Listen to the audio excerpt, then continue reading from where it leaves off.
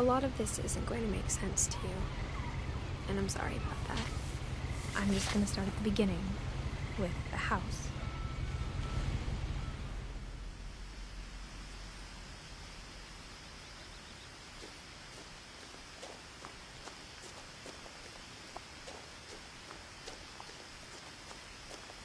I lived here until I was 11, but I wasn't allowed inside half the rooms.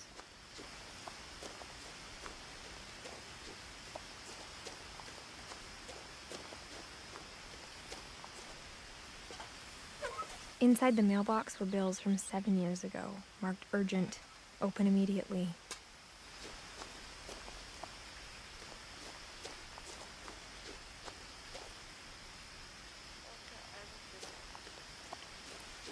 I hadn't been back since my brother Lewis's funeral.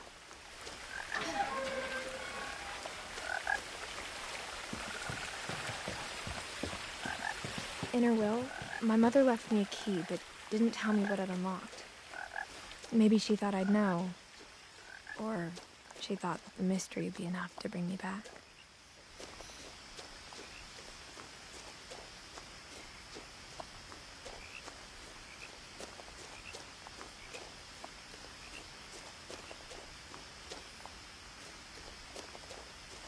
No one had driven this way in a long time, but I saw a few hoof prints.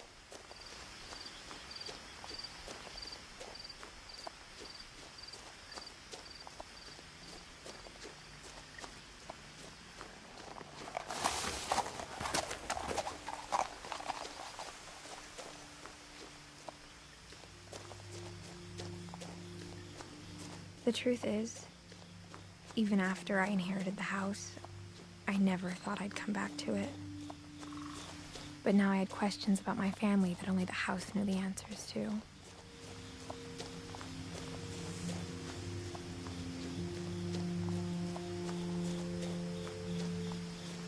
The house was exactly like I remembered it, the way I'd been dreaming about it.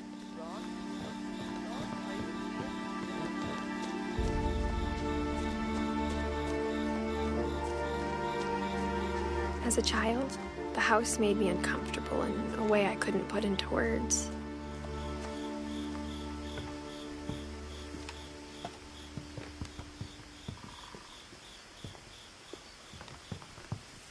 Now, as a 17-year-old, I knew exactly what those words were. I was afraid of the house.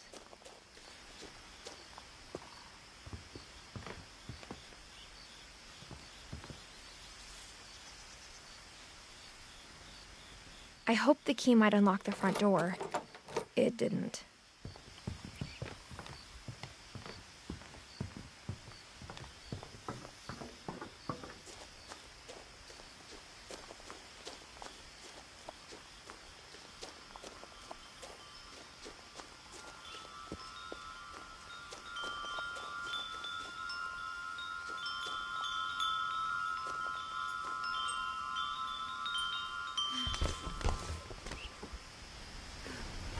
Crawling through the doggy door used to be a lot easier when I was 11.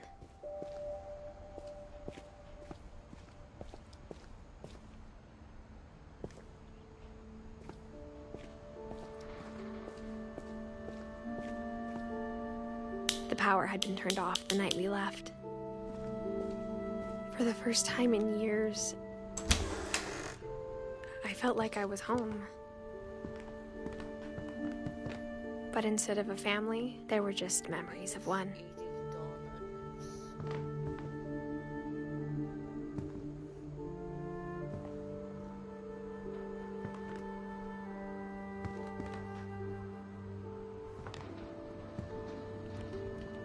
Like how only one restaurant would deliver to our house, so we had Chinese a lot.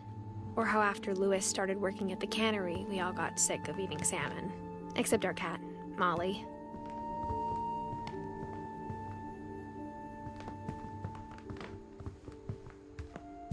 The table was still a wreck from the night we left.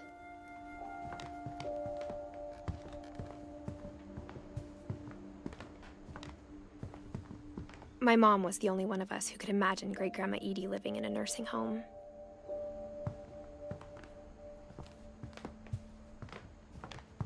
Nothing in the house looked abnormal. There was just too much of it, like a smile with too many teeth.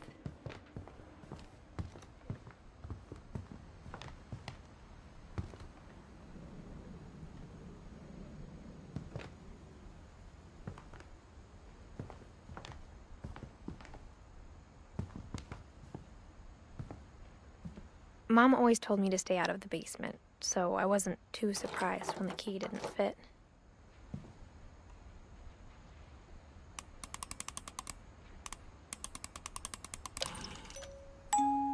Great-Grandpa Sven built a music box for Barbara, along with the rest of the house.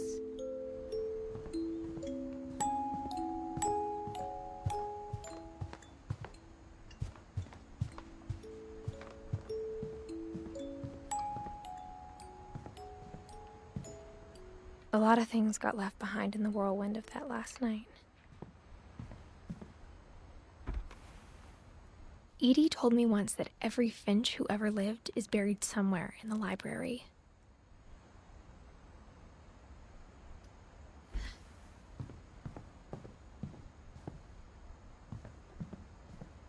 My mom wasn't much of an optimist, but she never stopped believing that my brother Milton was alive.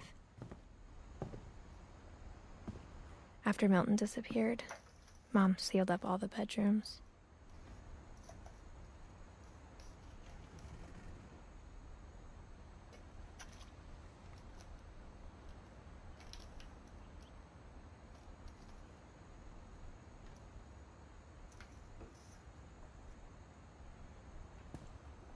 Then Edie retaliated and drilled peepholes.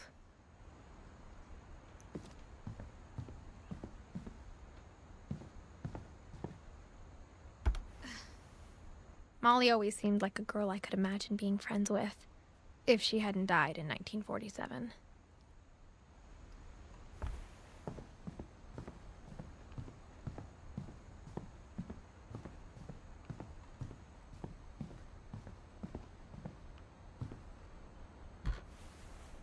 My Grandpa Sam spent 7 years sharing a room with his dead brother, Calvin.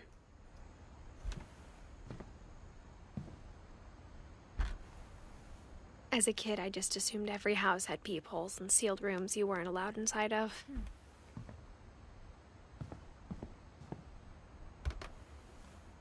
The last time I was in Edith Sr.'s room, I was 10 and she was painting my portrait.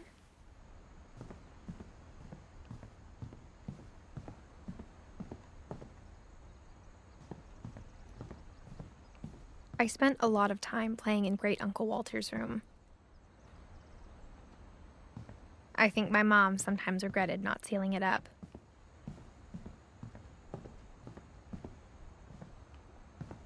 Louis told me there were secret passages, but I never believed him.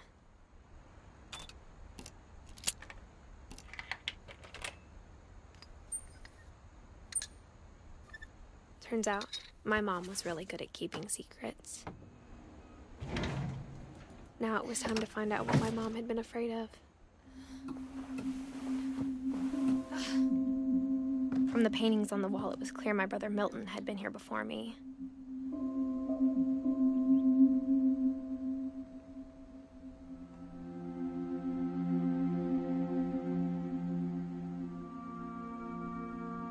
Reading this, maybe it sounds like I had a plan, but I had no idea what was behind that door. Just like I had no idea where all this was gonna lead. I grew up looking at Molly's room through the peephole. Molly's gerbil had a tiny bedroom with its own even tinier gerbil cage.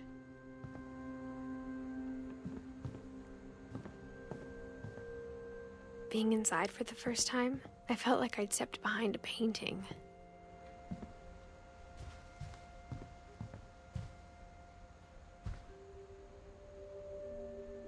I got the sense Edie had spent a lot of time here, before my mom sealed the doors. December 13th, 1947. Dear Diary, I'll be gone soon, but I wanted to tell somebody about what's gonna happen. It started when Mom sent me to bed without dinner. I woke up and I was starving, so I looked around for something to eat. My Halloween candy was all gone.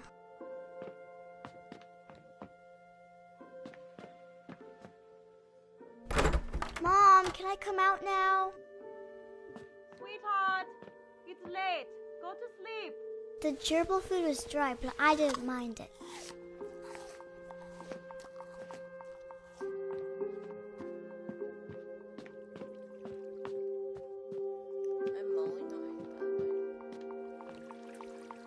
I thought about eating Christopher, but I held back.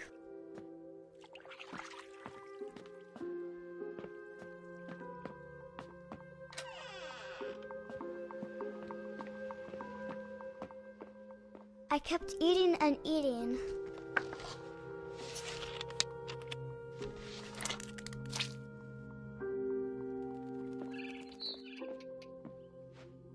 I ate a lot of things that night.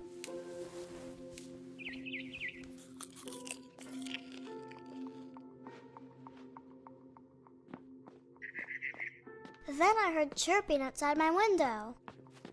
It was a barn swallow going back to her nest. I reached out for her.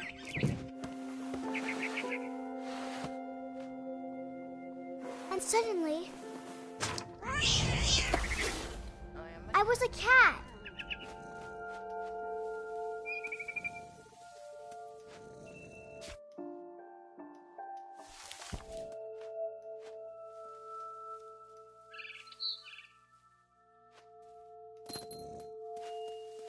I tried to be quiet, but the bird was really scared.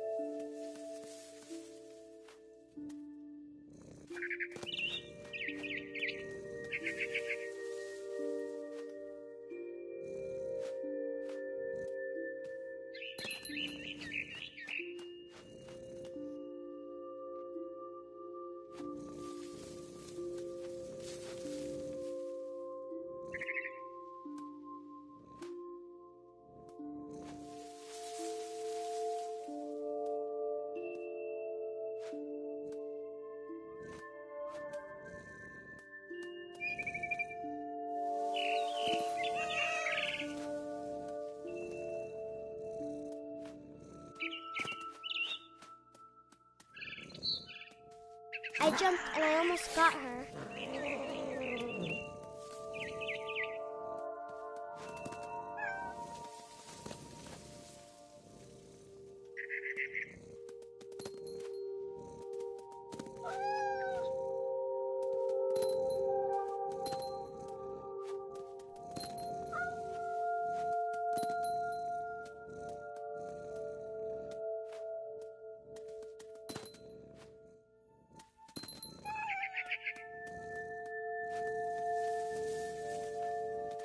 Now I was up in the big tree.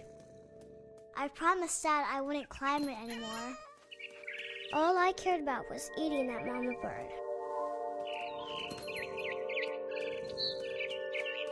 I gobbled her up.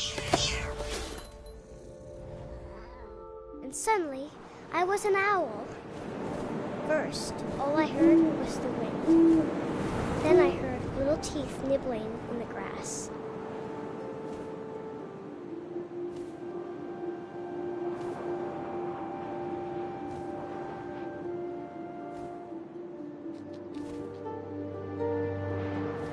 Rabbits.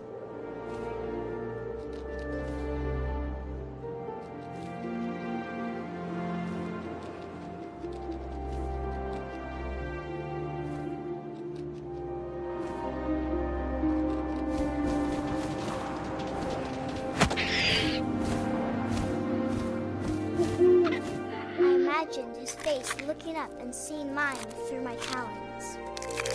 I swallowed him up, and I didn't chew one bit.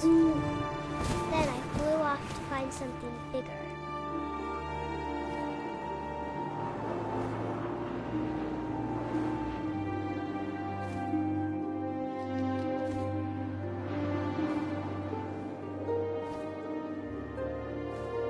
A mama rabbit.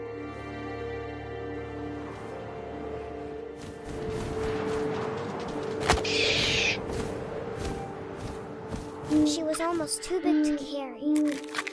I started choking, but I couldn't stop eating. And suddenly, I was a shark.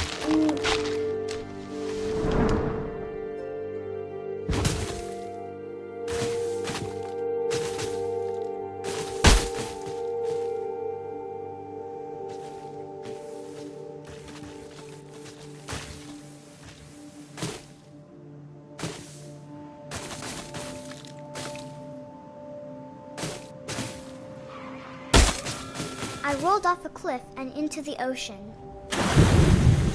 Now, I was hungrier than ever.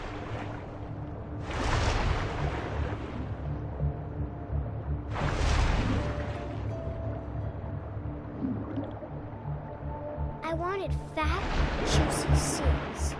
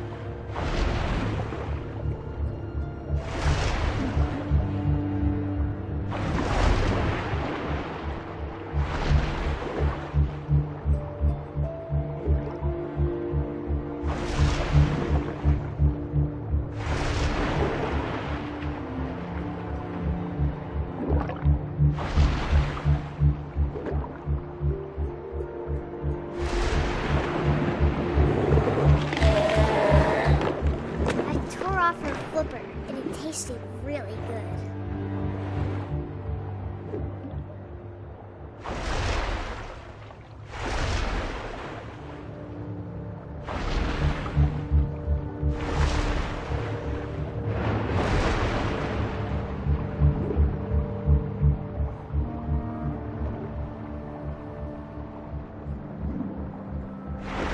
Grabbed on tight. And when I was so hungry, jumped out of the water. When I opened my eyes, everything had changed.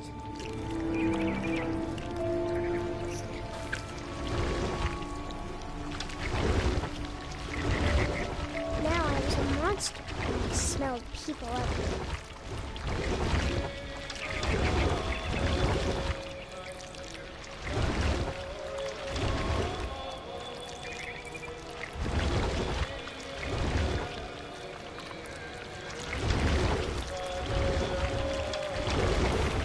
I was big and moved real wild.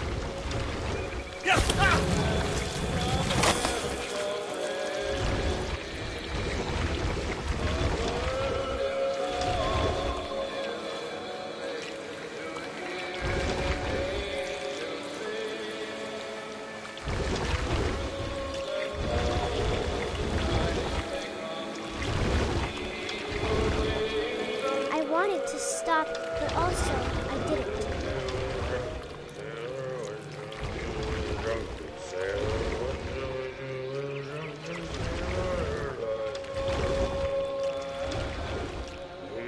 Belly was rusty. His belly was rusty.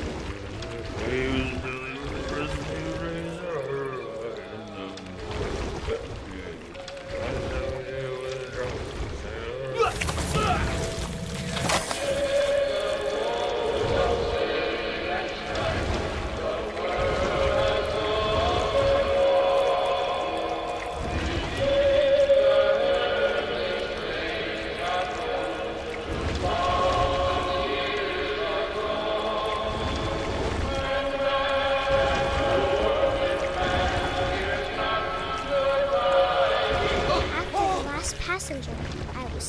hungry. And across the water, I smelled something new. Something I had to have, so I swam towards it.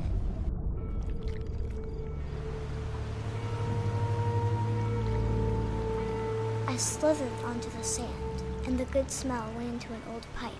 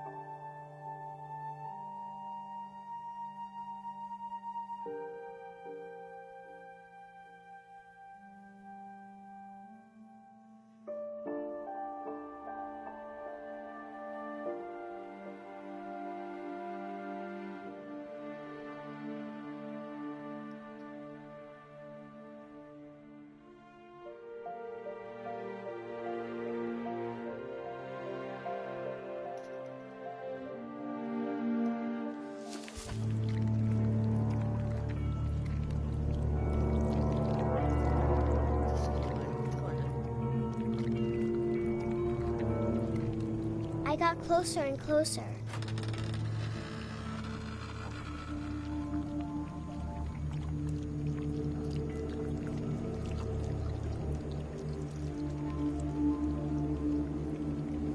All of my stomach started growling. And suddenly, I was me again. I held my breath for a long time, but I couldn't hear anything. I think it's waiting for me to fall asleep. But it's not going to wait much longer. It needs to feed, and we both know I will be delicious.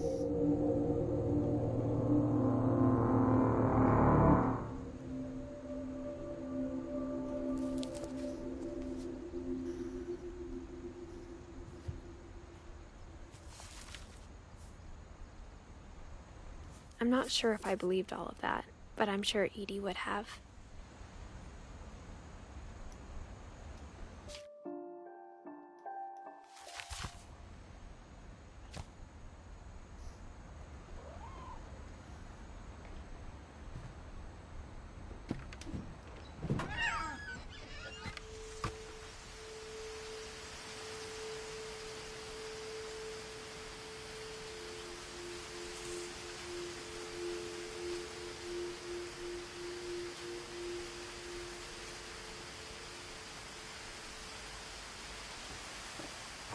This will be obvious later, but my mom never told me any of these stories.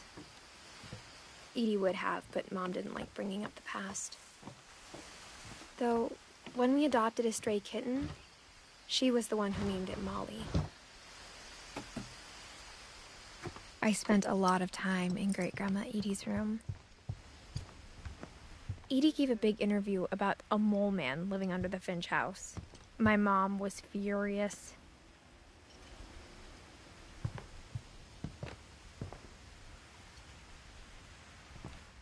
I hadn't thought of myself as Edith Jr. for a long time. One summer, they evacuated the island, but Edie refused to go. For a few weeks, she was a celebrity.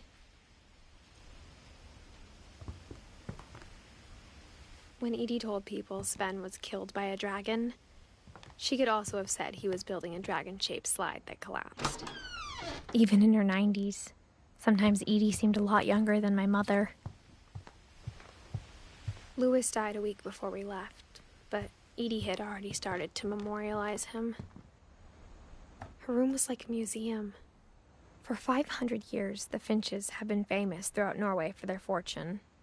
And Odin Finch buries the latest victims of the family curse, his wife Ingeborg and their newborn son, Johan. On January 7th, 1937, he set sail with his family and his house, hoping to leave the curse behind.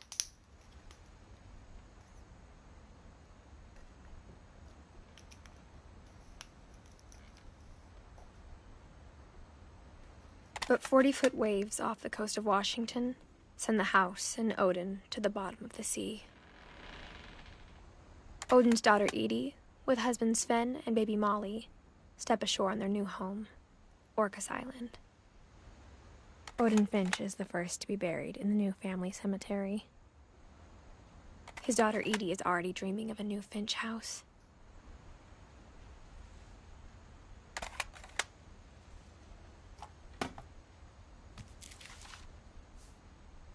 Whatever's wrong with this family, it goes back a long ways.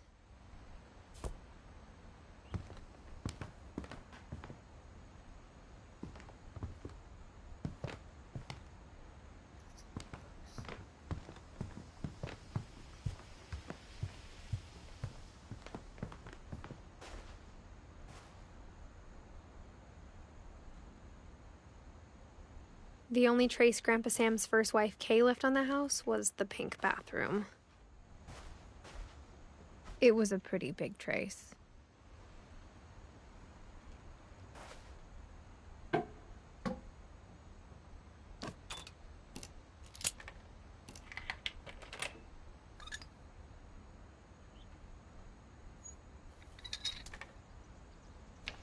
There's a secret in this bathroom. It's in the last place you would look. It isn't in the cupboard. It's hidden in this book.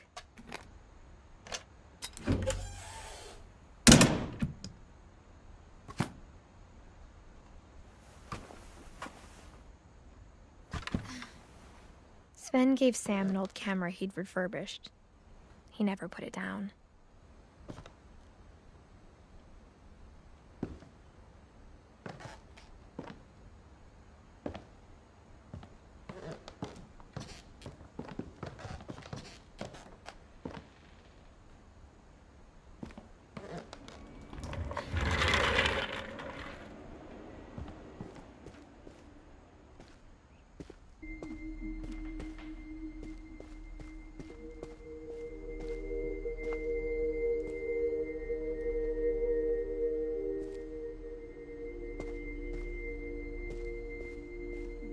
I knew Grandpa Sam had a twin,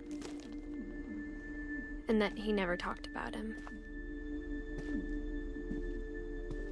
I guess my grandpa didn't like history any more than my mom did.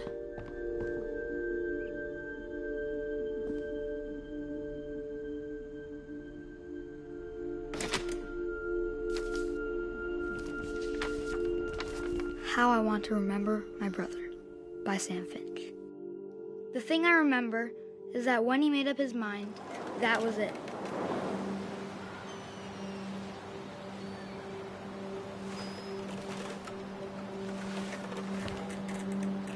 My brother said he'd die before he ate another mushroom, and he did. At Barbara's funeral, we swore we'd never be afraid again, and he wasn't. I think Calvin always wanted to fly.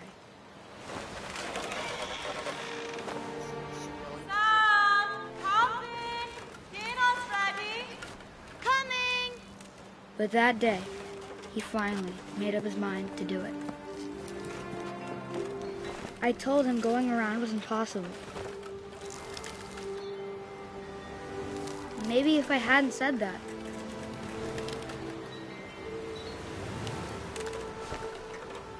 Alvin, I'm not gonna tell you again.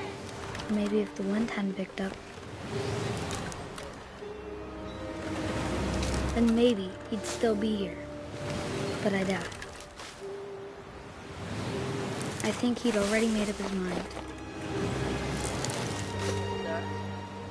That's what I want to remember about my brother.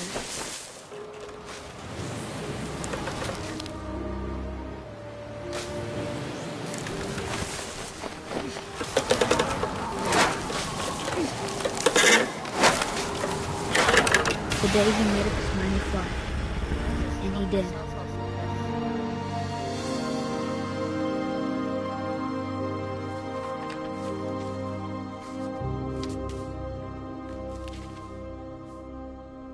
Calvin's story felt strangely familiar. When I was younger, I remember trying to do the exact same thing. After the funeral, Edie roped off Calvin's half of the room. Mom said Grandpa Sam enlisted at 18 and never set foot in the room again.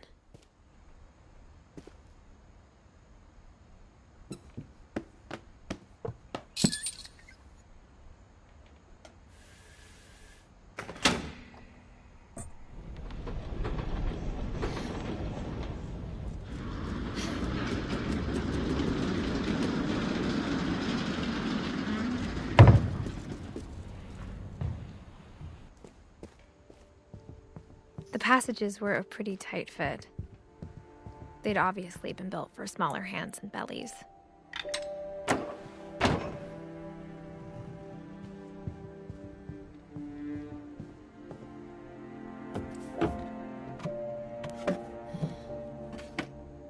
Growing up, I always thought of Barbara as a child star.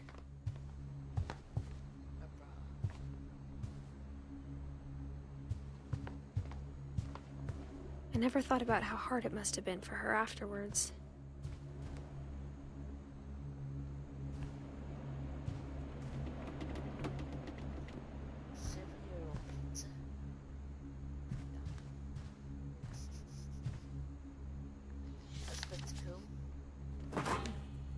Of all the stories people wrote about Barbara's death, I'm surprised Edie saved this one.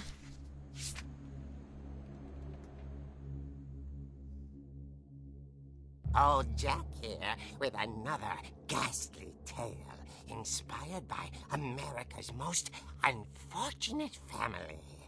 I'm calling it The Surprise Ending of Barbara Finch. As a child star, Barbara was famous for her scream. Now at 16, she was all washed up. A has-been.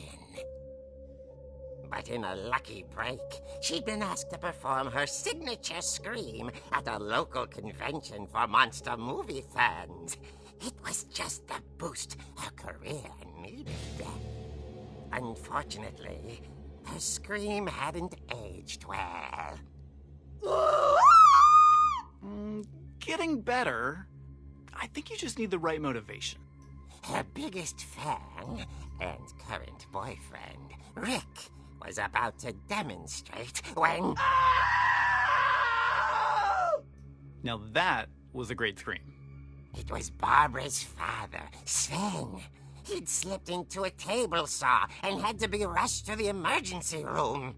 So Barbara got stuck babysitting her youngest brother, Walter. Her convention comeback was cancelled. Okay, I'm hearing frustration, but I'm not hearing terror. What if I tried... A gang of hoodlums in Halloween masks have been terrorizing Orcas Island tonight. Police are urging residents to... That came from the basement. You're right! Also, I loved your delivery on that. Why is your basement door locked? Because my dad likes making puzzles and secret passages. There's a key hidden in the music box. The secret is to keep winding and winding until finally the key pops out. Thanks, babe. I'll be back in a sec. 20 minutes later, Rick hadn't returned. So Barbara went to look for him, right on cue. She reached for the music box. And as she wound the key, she listened for Rick, but the house was silent.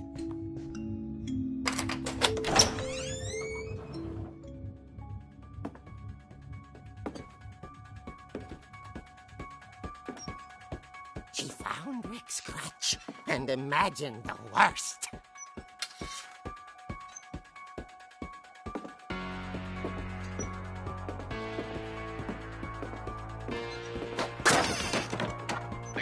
here is the infamous Hookman killer, Dr. Carl Hamill, who impaled and then ate his family 10 years ago tonight.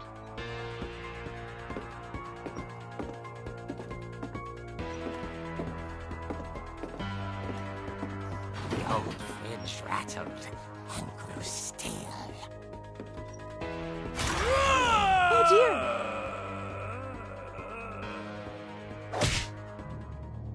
Oh! Rick? Barb, relax. I was just trying to scare you to help you find your scream. Well, I'm not scared, Rick. I'm furious. Then act furious. All I'm getting from you now is that you're hurt and confused and you're... She threw him out, but she kept a little something to remember him by. Barb, have you seen my other crutch? And she was still holding it when she fell asleep watching the late picture show. Hours later... Barbara! Walter, what's going on up there? Ah! Okay, I'm coming up, but if this is a trick, you're dead, Walter.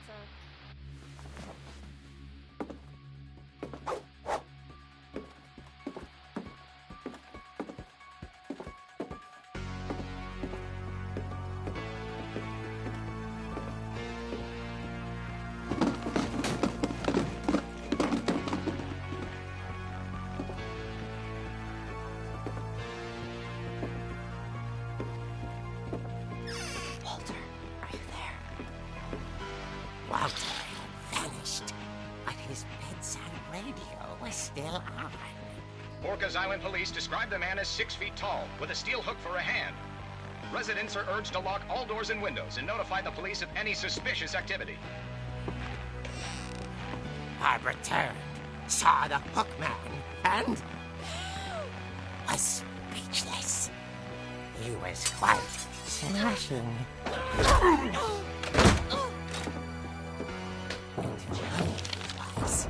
He couldn't get enough of Barbara. Okay, Barbara, there's gotta be another way out. That night, she played her part beautifully.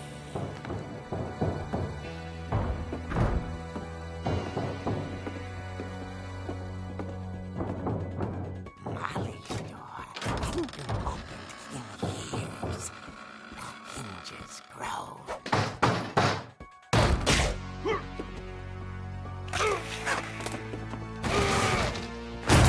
He wasn't moving, but she sensed the story might not be over yet.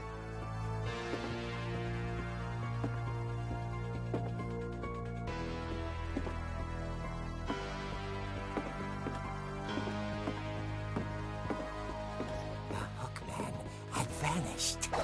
She listened for his breathing, but all she heard was...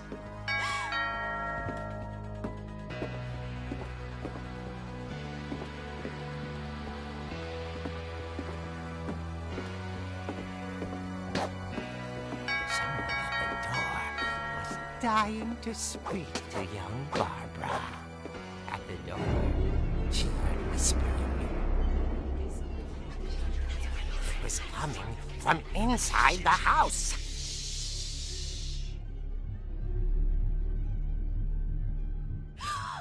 Oh dear.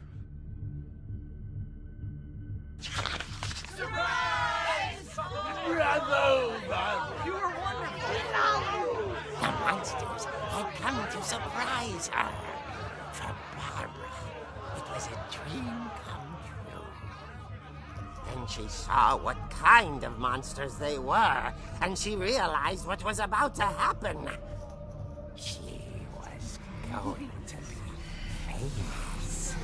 And with her final breath, Barbara Finch gave the performance of her life.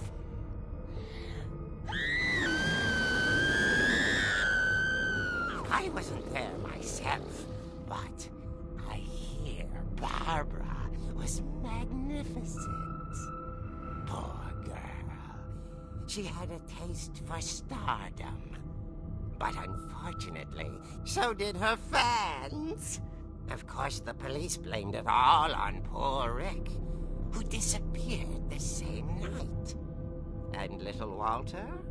Hiding under his bed the whole time. He took it all pretty hard. But that's another story. As for Barbara, tucked inside the music box is all they ever found of her. Her ear. Now that's what I call a real eerie tale.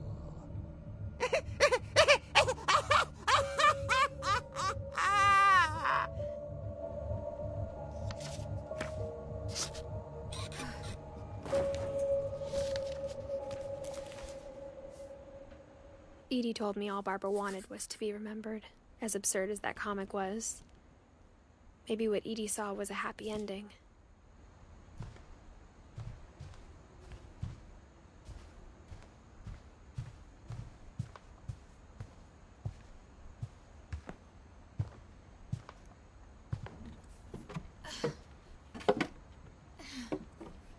I guess now I know why Mom didn't like me playing with the music box.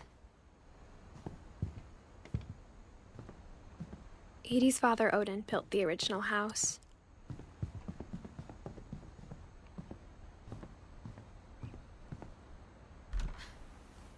Barbara was a child star for 2 years, until America grew out of it. Mom must have locked the third floor stairs on the night we left. Whenever people ask me about my family, the first thing they always want to know about is Barbara. It's funny. All those times I played with the music box and never found the basement key.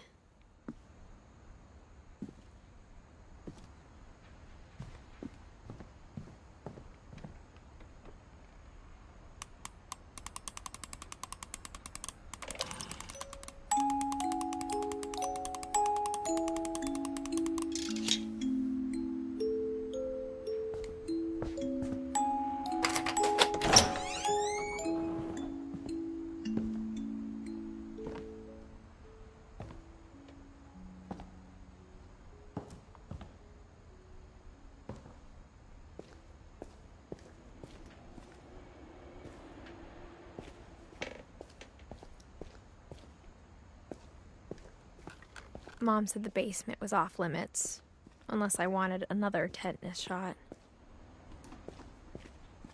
I saw Edie sneak down to the basement once, carrying packages.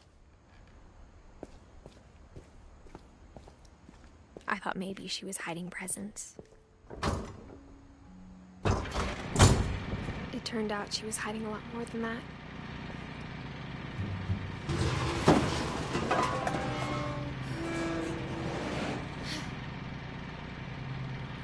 I remember asking Mom once about where Walter had gone. She said after Barbara died, he got as far away as he could. If there's a pattern in all these stories, I think it's that none of us has gotten very far.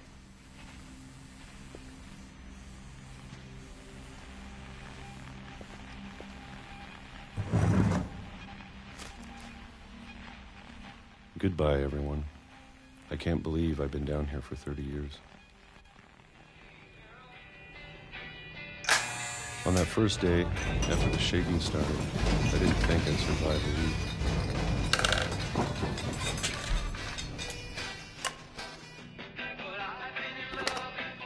But after a few days, I settled into a routine. That's what kept me sane. Having a schedule, living for today. I always expected to be dead tomorrow. But if you wait long enough, you get used to anything.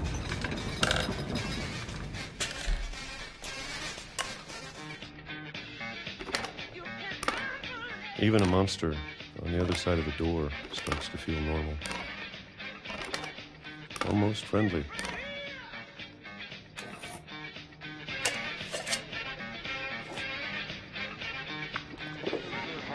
And then one day, everything just stopped. Whatever that thing was, it was gone. Maybe it got tired of waiting.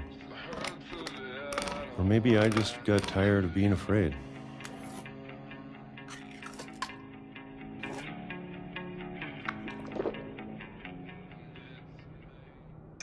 It's been a week now, the longest in 30 years. I'm done waiting. I have to leave while I still can.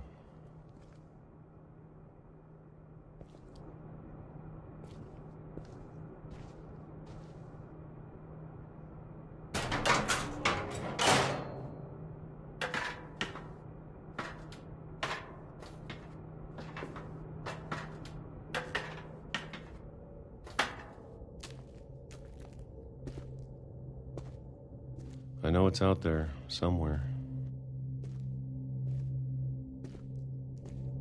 Whatever killed Barbara and Molly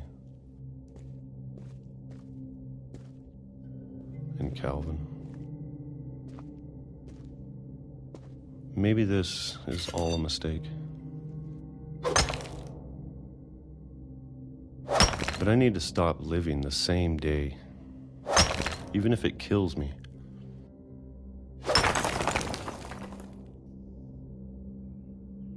Whatever's out there, I want you to know I'm ready for it. I'm going to appreciate all of it, especially the food. I don't mind if I only have a year left, or a month, or a single week. I'd be happy with one more day. I can already imagine the sun on my face.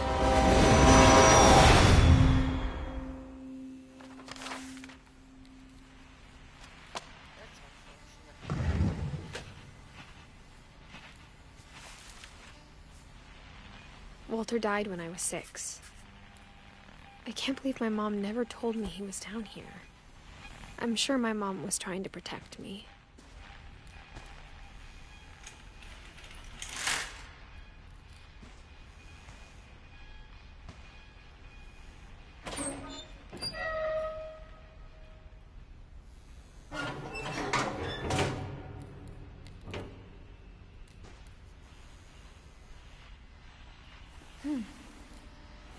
How's your electricity down here? Maybe she was afraid I'd end up like Walter.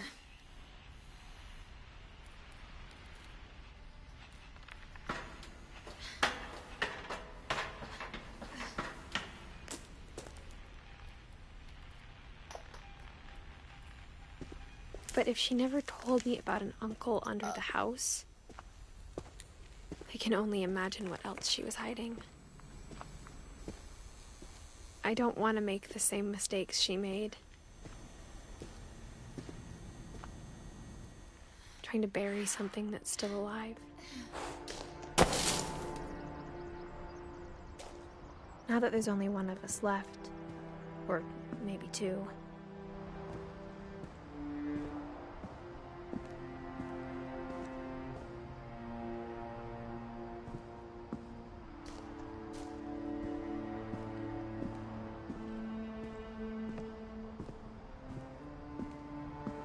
I thought it was time I heard the stories for myself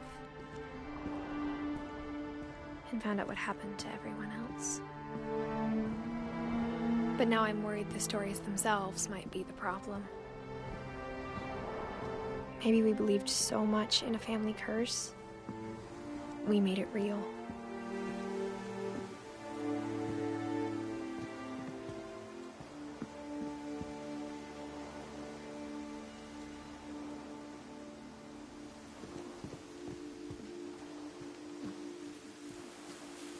I don't know if I should even be writing this.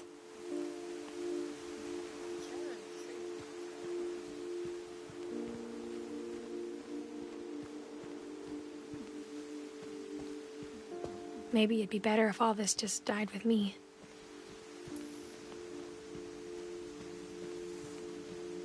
But I thought you should know about your family.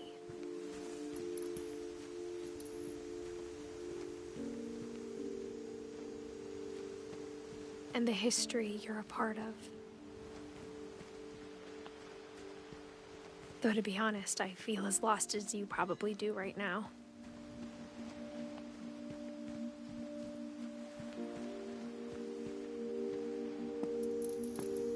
I think the people in these stories believed them, for what that's worth.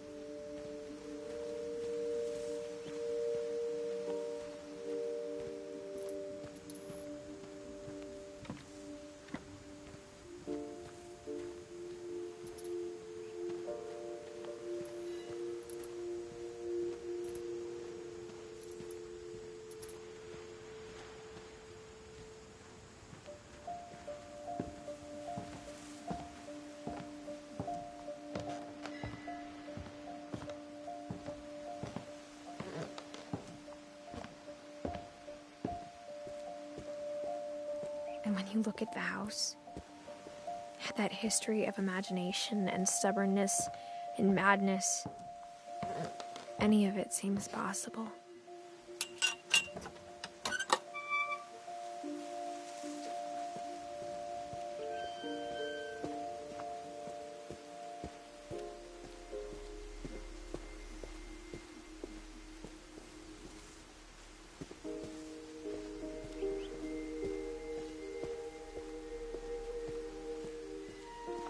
I think we've been surrounded by death for so long, we've just gotten used to it.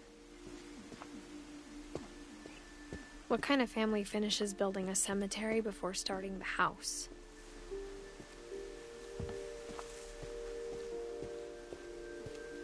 It's embarrassing for me to admit this, but the pet cemetery made me more uncomfortable than the human one.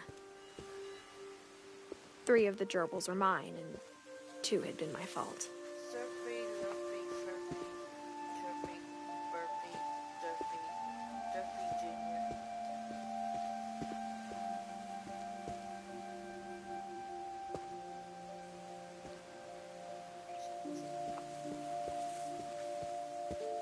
Sven built the house, but it was Edie who designed the cemetery.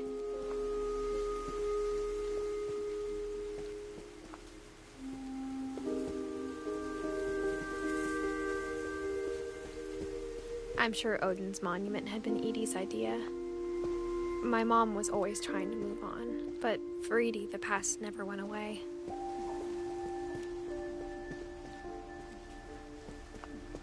She could see it poking out of the water at low tide.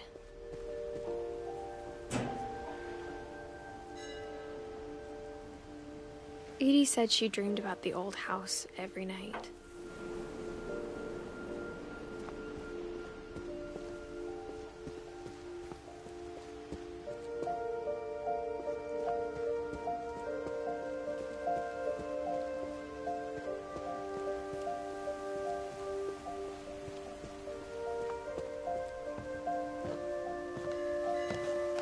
But the older I get, the more I can see where my mom was coming from.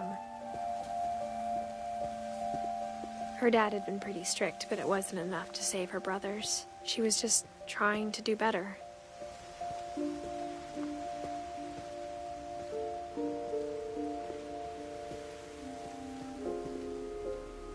She lost 2 of her brothers, just like I did. I get why she tried so hard to protect us. There's so many things I wish I could ask my mom now. Part of me thinks this is what she wanted all along. For me to come back someday and find everything out for myself.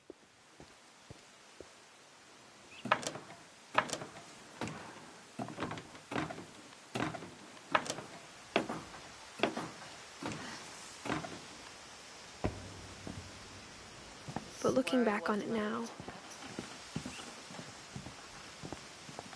if she told me there was going to be so much climbing, I never would have come when I was 22 weeks pregnant.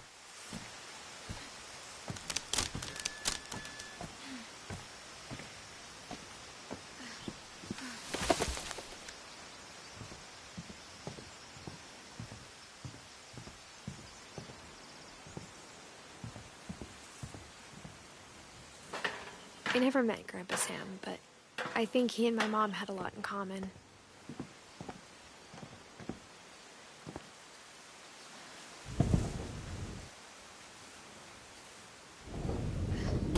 They were both pretty intense.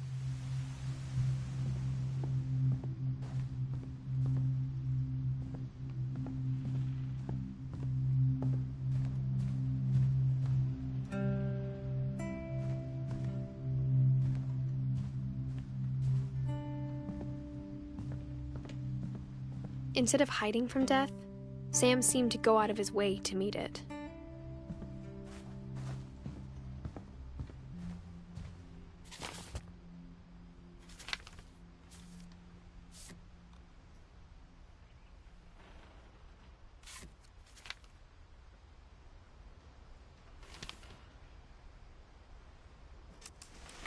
Dawn, I promise, you'll never forget this weekend.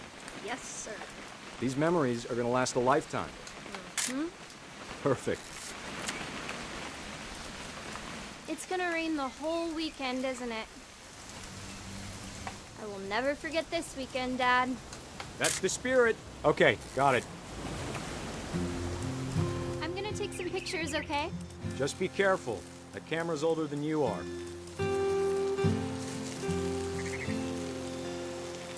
Definitely should not have drunk all that coffee. You're right, Dad. It's starting to clear up. Still freezing, though. Hey! That's a keeper. I'm just saying, I'm not always gonna be here, Dawn. You'll need to remember this stuff, if you want to survive. I'll be fine, Dad. You know who else thought he was gonna be fine? Some guy who died. Dawn, I'm being serious. I know, Dad. You're always serious. Doesn't being out here make you want to chill out? Well, to tell you the truth, I haven't been out here in 20 years. Dad! Good eyes, Dawn. Before you take the shot, let me get a picture of you.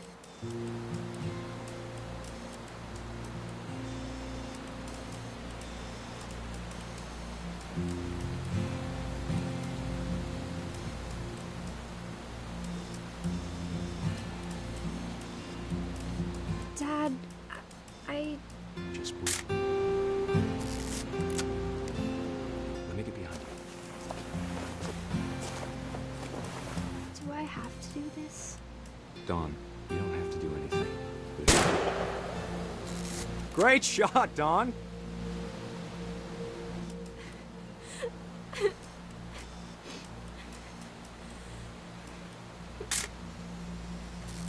I'm proud of you, Dawn. Always remember that, okay? Dad, it's twitching. I think That's it's totally so- normal, Dawn. Just focus on the camera. Try not to think about— Dad!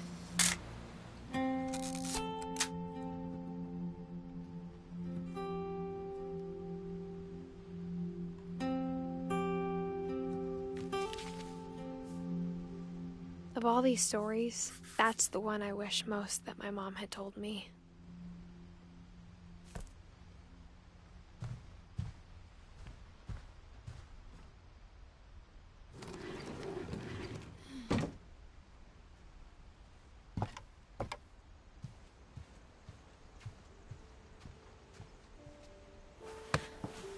After Sam died, my mom and Edie got really close. They'd both lost a lot.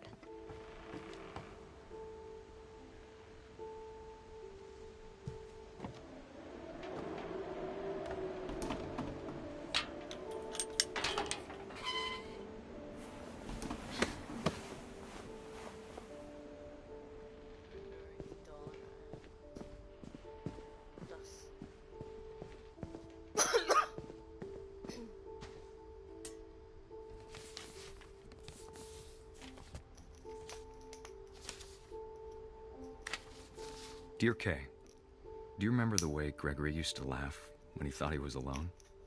Like something funny was happening, but only he could see it. I think he saw things the rest of us don't.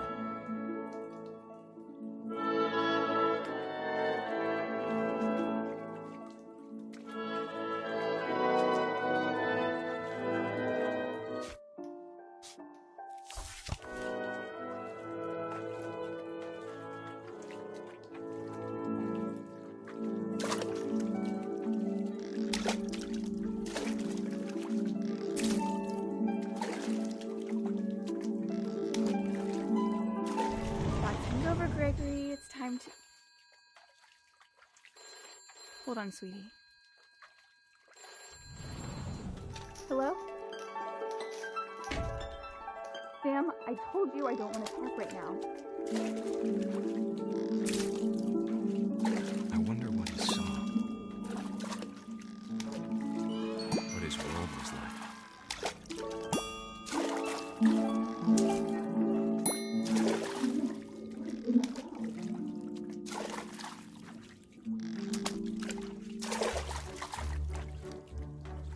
He reminded me so much of Calvin.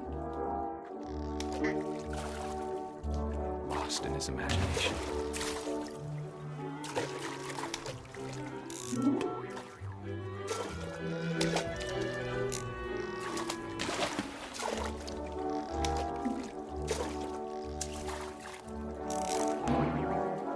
I know how silly it sounds.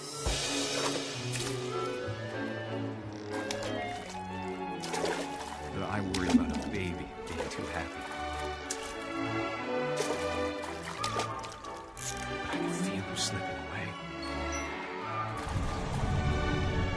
Sorry about that, Gregory. I know you did everything you could. Maybe if I hadn't called that night. Damn it. I wish he could have told us I don't want that. about the world he saw.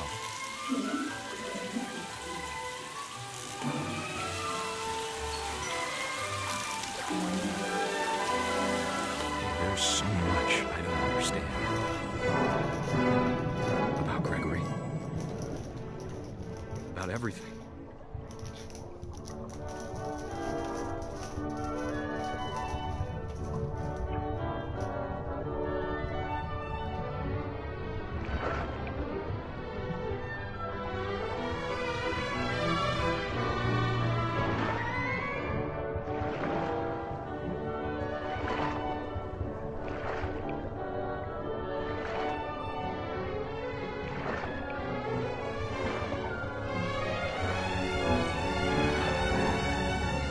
I know what happened was my fault.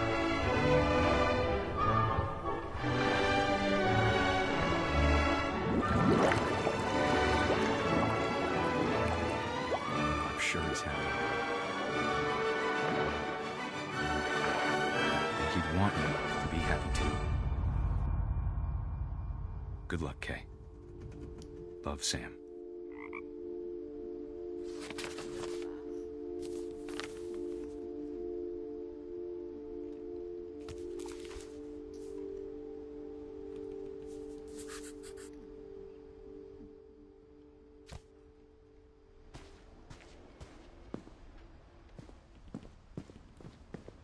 I can't imagine my mom ever writing poetry, and yet... A poem for Gus, who always said the wedding was a bad idea. Our father never hit us kids, at least not very hard, before the day my brother said with teenage disregard that he'd be dead before he'd see a wedding in our yard.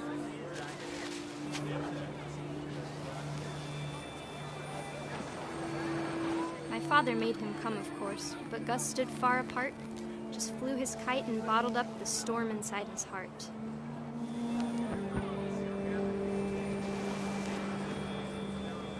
I tried to talk him out of it, but though he'd never met her, "We don't need a stepmom," were the words that I now pronounce you husband and wife. You may kiss the bride. When the time for photos came, Dad ordered him to come here. But Gus declined, and as a sign held up his middle finger.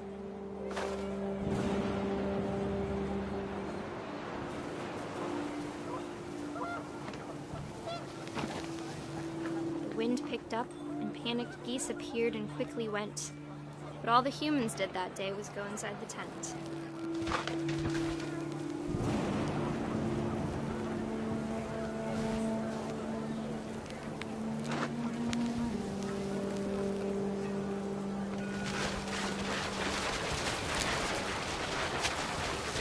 The rain came down in buckets then, but no one seemed afraid that nature might destroy the tent our dad had crudely made.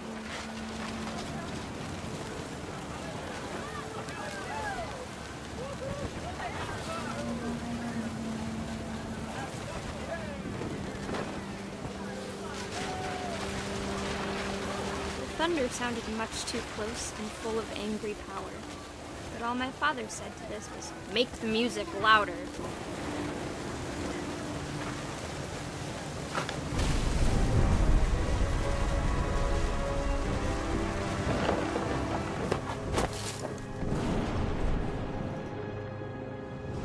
I wish that I could truly say I thought about you on that day. Out there on the beach alone, just you, the wind, the sea, and foam. But I didn't, until we found you.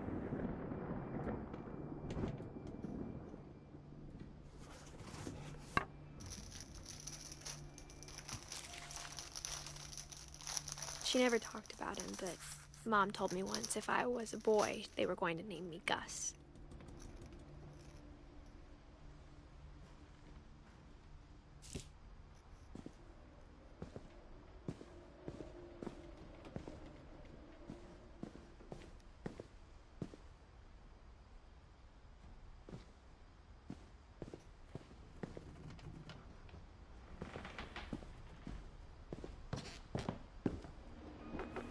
My mom moved up to the loft after her brothers died. At the time, it was as far away as she could get.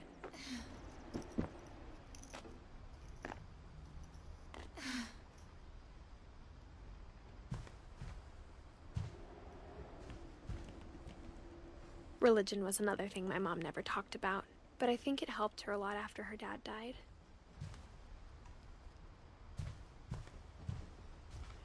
She spent a summer building houses in Calcutta, where she met my dad, Sanjay.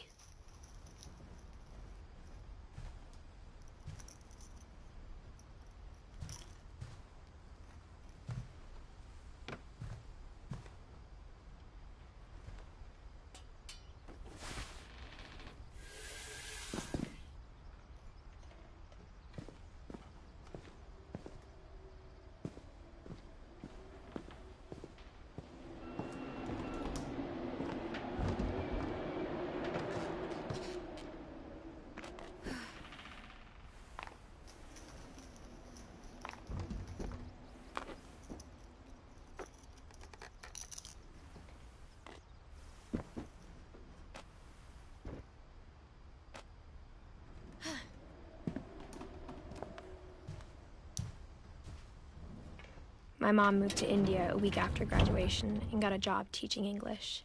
Louis was born a year later.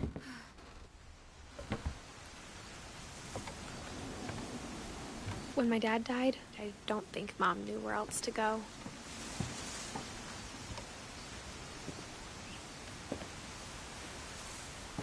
I'm sure Edie was happy to have her back.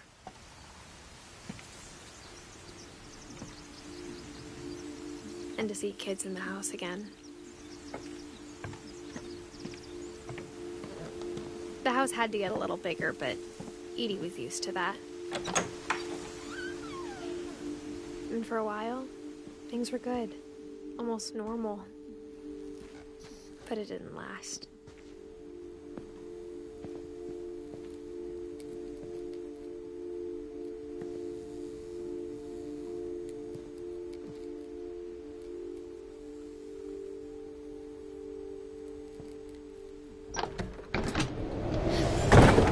The beginning of the end was Milton's 10th birthday, when Edie gave him a castle.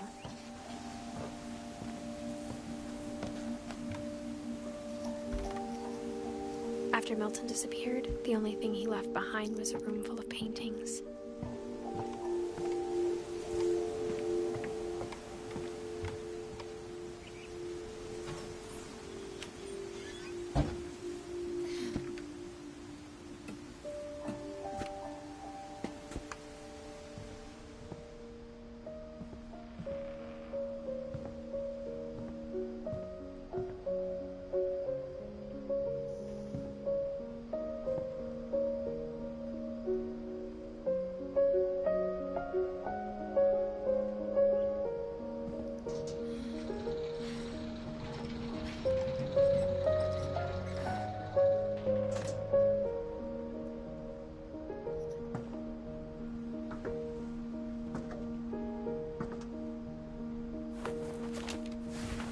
Milton Finch in The Magic Paintbrush.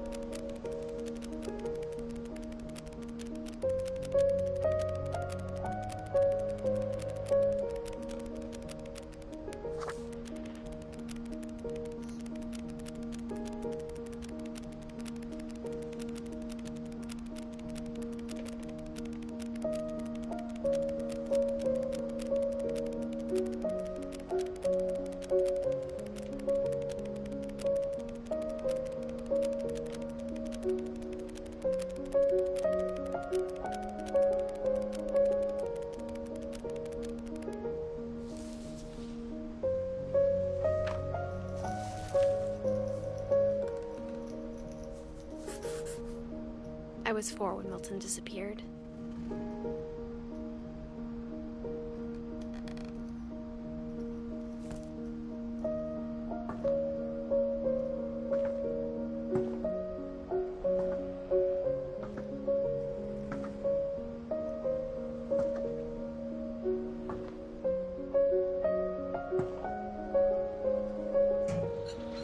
Mom spent months searching for my brother. Then she sealed the doors.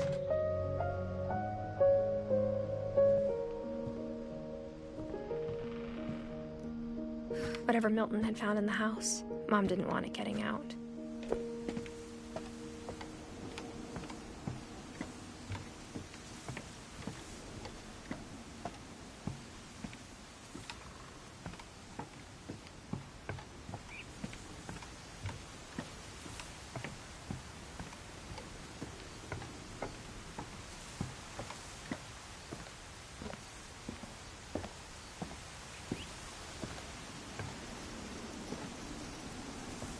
Mom definitely blamed Edie, but I think Louis blamed himself. After he graduated, he just spent more and more time in his room, until Mom got him a job at the cannery.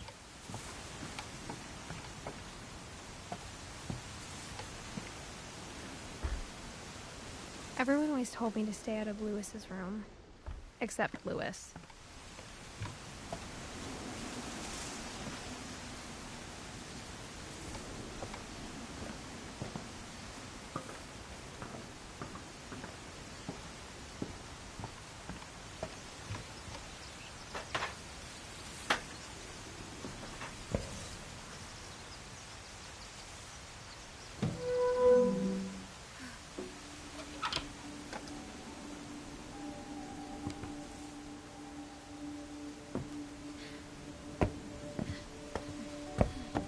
Louis's room smelled very, very familiar.